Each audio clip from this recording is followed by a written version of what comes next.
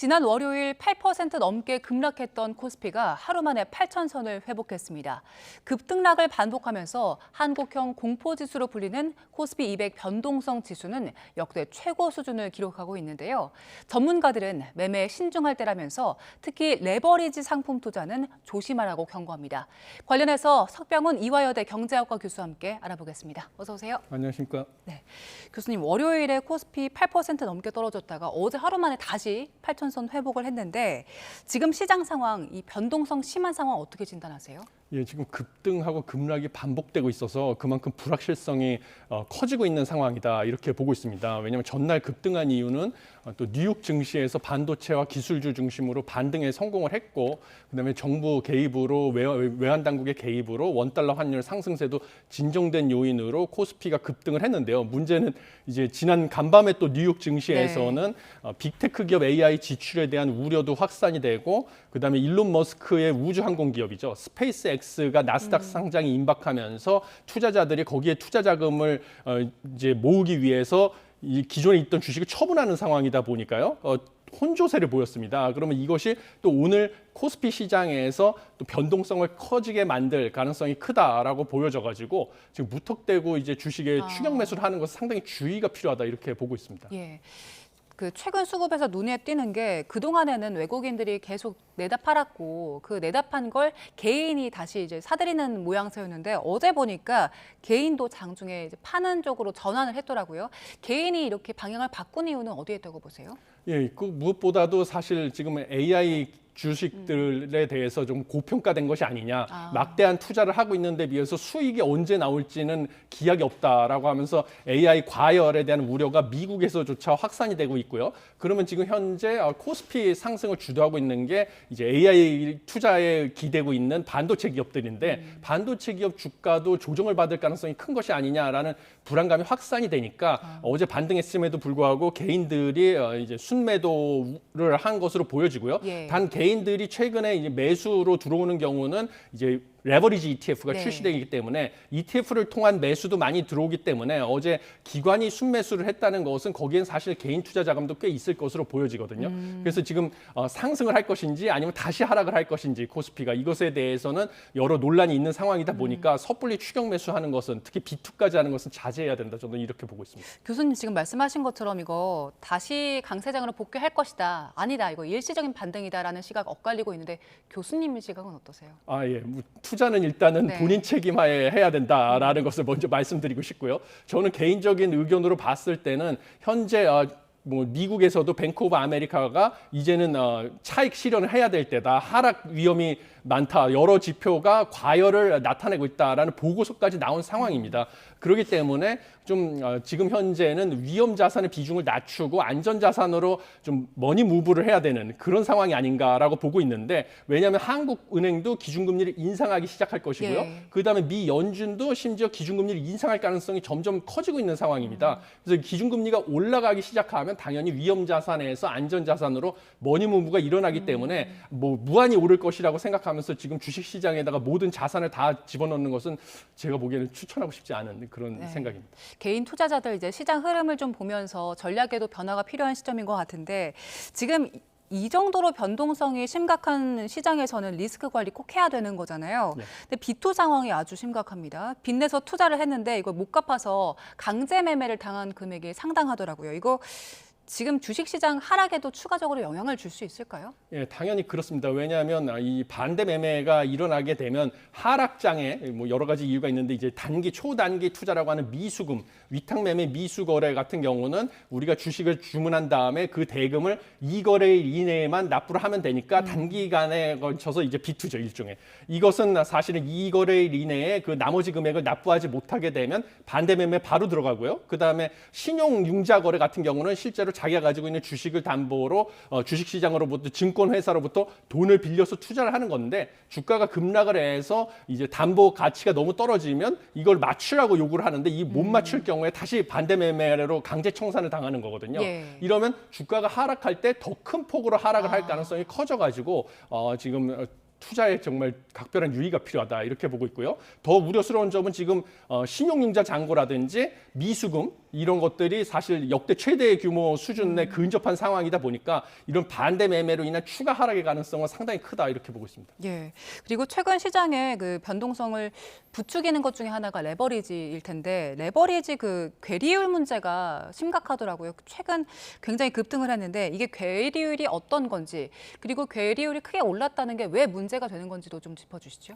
예, 지금 괴리율, 상장지수 펀드 ETF의 괴리율이라는 것은 순자산 가치하고 시장 가격 간의 차이를 의미하는데요. 괴리율이 커지면 커질수록 시장 가격이 실제 자산 가치보다 더 다른 수준으로 거래될 가능성이 크다라는 것을 뜻하고 지금 괴리율이 다 플러스거든요. 네. 그것은 뭐냐면 실제 가치보다 시장 가격을 더 비싸게 살 수가 있다. 라는 것인데 지금 ETF 시장 같은 경우는 원래 유동성 공급자라고 하는 이제 증권회사가 지속적으로 매수 호가나 매도 호가를 제시하면서 ETF 거래하는 사람들의 시장 가격과 순자산 가치, 실제 주가의 차이를 줄이는 구조로 운영이 되는데 지금처럼 가격의 변동성이 워낙 크면 이 유동성 공급자가 가격을 조정하는 속도가 이 시장의 실제 가격 움직임을 따라갈 수가 없으니까 괴리율은 점점 커질 수밖에 없습니다. 그러다 보니까 지금 전날 기준으로 SK 하이닉스 단일 종목 레버리지 상품 같은 경우는 무려 괴리율이 90%가 넘어가는 것도 있었거든요. 그러면 실제로 실제 가격보다 90%나 더 예. 비싸게 살 수도 있다라는 것이라서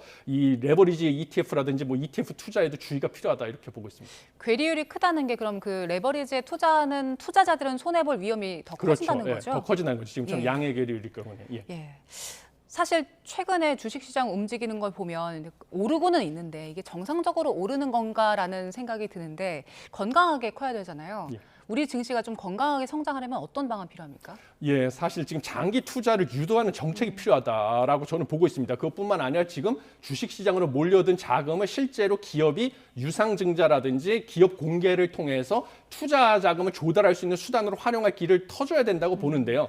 지금 보면 상법 개정안에서 이사회의 주주 이익 충실 의무가 명문화됐기 때문에 만약에 유상증자를 하게 되면 주가가 일시적으로 하락할 수가 있어서 그러면 바로 이사들 같은 경우는 소송 위험에 직면할 수가 있거든요. 그래서 지금 주식시장이 화랑임에도 불구하고 정작 기업들은 유상증자를 통해서 투자 자금을 조달하고 투자를 늘릴 수 있는 생산적인 금융의 길이 막혀 있는 상황이다. 그래서 이 부분에 대해서 뭔가 상법을 추가 개정할 필요가 있다라는 것이 일단 보여지고요. 두 번째는 현재 지금 ETF부터 해가지고 단기 투자 자금들이 막 왔다 갔다 하니까 주식시장이 거의 투기판이 되다시피 했는데 예. 그렇게 되면 결국은 장기 투자를 유도하는 정책이 필요합니다. 그런데 장기 투자를 유도하는 방법 중에 하나는 미국에서 쓰는 방법인데 주식의 양도 차익에 대한 세금을 부과하고 그 세금을 장기 보유할수록 세율을 낮춰주는 그런 세제 개편도 필요하다. 저는 이렇게 보고 있습니다. 예, 개인 차원뿐만이 아니라 정치권, 정책 당국에서도 좀 방안을 내놔야 되는 시점인 것 같습니다. 부동산도 좀 짚어볼게요. 부동산 이재명 정부 들어서 1년 차에 집값 상승률이 역대 최고치로 나타났습니다. 14% 넘게 올랐는데 왜 이렇게까지 많이 오른 겁니까? 예, 지금 뭐 집값만 오른 게 아니라 전세 가격, 월세 가격이 다 예. 엄청나게 급등을 하고 있습니다. 그래서 1년간 서울 아파트 상승률은 14.73%로 역대 최대인데 월세 상승률도 지금 8.99%로 역대 최대거든요. 그리고 전세 가격도 무려 6.77%나 올랐습니다. 이렇게 삼중 트리플 폭등을 하고 있는 것은 사실은 정부의 그 각종 규제 정책이 수요를 왜곡시킨 결과다. 시장 구조를 왜곡시킨 결과다라고 볼 수밖에 없습니다. 그래서 정부가 6.27 대책으로 대출 규제 강화하고요. 그다음에 11호 대책으로 토지거래 허가구역 확대하고 다주택자 양도세 중과를 시행하지 않았습니까? 그러다 보니까 결국은 이 다주택자들이 사실은 갭 투자 등을 통해서 임대주택 공급을 끊긴 상황이다 보니까 전월세 가격은 올라갈 수밖에 없고요. 그러면 전월세를 살 바에는 차라리 집을 사는 게 낫겠다 하니까 상대적으로 대출 한도가 많이 나오는 15억 원 이하의 아파트들 같은 경우는 또 매수가 늘어나서 매매가까지 올라가는 이런 효과가 나와서 결국은 정부의 지나친 개입이 시장 왜곡을 낳은 결과다 이렇게 보여집니다. 규제를 이유로 꼽아주셨는데 또 이재명 대통령 같은 경우에 이거 정부 개입 없었으면 더 많이 올랐을 것이다. 나름 잘 막았다 이렇게 얘기했는데요. 예, 뭐 이제 대통령이 구두 개입을 하고 이런 것들이 사실 시장에 어떤 효과가 나왔는지는 뭐 정확한 연구 결과나 데이터가 나오기 전까지는 단언할 수 없는 일입니다. 그래서 뭐 대통령의 주장이 맞을 가능성도 배제할 수는 없지만 뭐 제가 그동안 연구해 본 결과를 바탕으로 봤을 때는 지금 같이 전세, 월세, 그다음에 매매 가격이 동시에 오르는 경우는 결국은 시장의 왜곡으로 나온 가능성이 커서 이것은 불필요한 규제 때문에 이렇게 된 것이 아니냐 저는 이렇게 보고 있습니다. 예, 교수님 앞서서 짚어주셨지만 전세, 월세도 크게 올랐는데 전세가 오른 것만이 문제가 아니라 물량도 부족해서요. 지금 뭐 2,000세대 넘어가는 대단지에서도 전세 물량이 뭐 한두 건이다 이런 보도들이 나오더라고요. 지금 전세 매물 상황에 대해서 어떻게 보세요? 예, 맞습니다. 실제로 이 다주택자에 대해서 규제를 강화하니까 양도세도 중과를 하고요. 그 다음에 다주택, 토지거래 허가구역으로 지정을 하니까 사실 갭투자가 불가능해서 실거주를 해야 되거든요. 주택을 매수하는 사람들이. 그러면 당연히 임대주택의 공급은 급감할 수밖에 없습니다. 더군다나 여러 가지 이슈가 있는데 또 전세자금 대출에 대한 규제를 강화하다 보니까 전세 보증금을 세입자들이 마련하기 어려워서 이럴 바에는 이제 집주인들 같은 경우, 임대인 같은 경우는 전세를 반전세로 돌리는 가능성이 커지고 있거든요. 그러면 이제 전세 가격이 급등할 수밖에 없는데 그 지표로 나타난 것이 KB부동산에서 서울 전세 수급 지수 이게 100보다 넘으면 사실 전세 매물 부족이 심각함을 예. 뜻하는데 이게 뭐 180을 넘는 게 사실 5년 5개월 만에 최초거든요. 이만큼 전세의 수급 부족이 심각해지고 있고 특히 이제 서민들이 주로 거주하고 있는 서울 외곽 지역일수록 이제 전세값 상승폭이 커지는 걸로 봤을 때는 전세가 씨가 마르고 있다 이렇게 보고 있습니다. 그래서 이제 전세 다시 들어가야 되는 분들 같은 경우에는 전세 알아보는데 전세가 없으니까 결국 다시 월세로 옮겨가는 경향이 있는데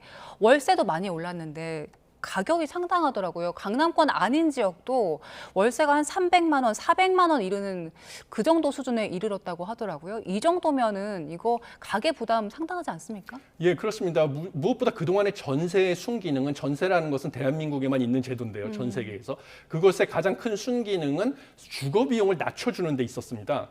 그런데 전세가 점점 씨가 마르면서 전세 수요가 월세로 옮겨가니까 월세 가격은 오를 수밖에 네. 없고요. 그렇다고 또 월세 공급이 늘어난 것도 아니거든요. 왜냐하면 다주택자가 임대주택을 공급하는 구조였는데 다주택자들을 지금 토지거래 허가구역으로 지정하면서 실거주를 해라. 이러니까 당연히 자기가 들어가서 살아야 되니까 월세를 줄 수도 없는 거죠. 그러니까 월세 공급은 줄어들면서 수요는 또 증가를 하니까 월세가 폭등을 해가지고 지금 월세 200만 원 이상 계약 비중이 20%에 육박하는 상황이다 보니까 참 서민 주거 비용이 점점 급등해서 서민의 삶이 어려워지고 있다 이렇게 보고 있습니다. 결국에 그러면 이거 소비 줄어들고 또 내수 경기도 좀 영향을 미치는 거 아닙니까? 예, 당연히 그렇습니다. 왜냐하면 주거 비용이라는 것은 사실 주거 서비스에 대한 지출이 늘어나는 것, 주거 비용이 늘어나면 주거 서비스 지출이 늘어나는데 대신 다른 것에 지출해야 될 돈이 예. 부족해질 수밖에 없습니다. 그러니까 제조업에서 생산한 제품이라든지 뭐 서비스업에서 생산한 서비스에 대해서 지출을 할 것은 점점 줄어들고 있고요. 그다음에 지금 고물가로 인해서 한국은행이 7월 달부터 빠르면 기준금리까지 인상을 하게 되면 이것도 역시 추가적으로 소비와 투자를 떨어뜨리는 요인이 되거든요. 예. 그러면 이게 내수 침체가 더 확대될 가능성이 충분히 있다 이렇게 생각합니다. 문제는 지금 당장 전세 없는 이런 상황을 빠르게 해결하기가 어렵다는 건데 정부에서는 어떤 대책 내놔야 됩니까? 예, 지금은 좀 안타까운 상황인데 전월세 가격을 갖다가 사실은 안정시키는 그동안의 수단이 신규 입주 물량이 나오면요. 사실 수분양자들 중에서 잔금을 갖다가 전세 보증금으로 납부하고자 하는 사람들이 많아서 전세 가격, 월세 가격이 하락하는 효과가 있었거든요. 근데 지금 올해 지금 민간 업체 추정에 의하면 서울의 신규 입주 물량이 0건이다라는 얘기가 나와 있습니다. 그러니까 사실 지금 전월세 가격 급등을 단기간에 뭐 바로잡을 방법 없는 상황이고요. 이것은 사실 또 매매 가격 역시 급등으로 이어질 수밖에 없기 때문에 결국은 정부가 내세울 수 있는 것은 지금 딱히 없다라고 봐서 이제 공급을 늘리겠다는 신호를 주는 거. 그래서 포모 현상을 막는 게 중요한 방법이라고 하는데 서울에 빈 땅이 없는 상황에서 공급을 늘리려면 결국 재건축 재개발밖에 없어가지고 재건축 재개발의 수익성을 좀 높여줘서 재건축 재개발이 활성화될 수 있는 정책을 쓰는 것이 필요하다 이렇게 보여집니다. 네, 대통령께서도 이제 공급 늘리는 정책을 지금 정리는 하고 있고 조만간 발표를 하겠다고 했는데 하반기 시장에는 또 어떤 영향을 미칠지 지켜봐야 될 것 같습니다. 지금까지 석병훈 이화여대 경제학과 교수와 함께 이야기 나눠봤습니다. 고맙습니다. 감사합니다.